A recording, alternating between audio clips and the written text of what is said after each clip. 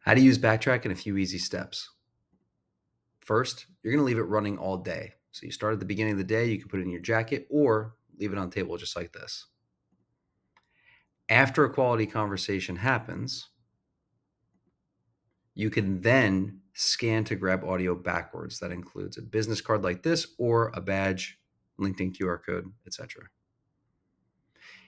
First, it will autofill contact information with AI. In a second, you'll see it will fill it all in without typing in a single letter. Then you'll be able to grab the conversation backwards up to 20 minutes of audio history. Then it will auto-generate AI notes, including a summary, personal details, and next steps. Finally, it will automatically send to your CRM, including Salesforce, HubSpot, and more.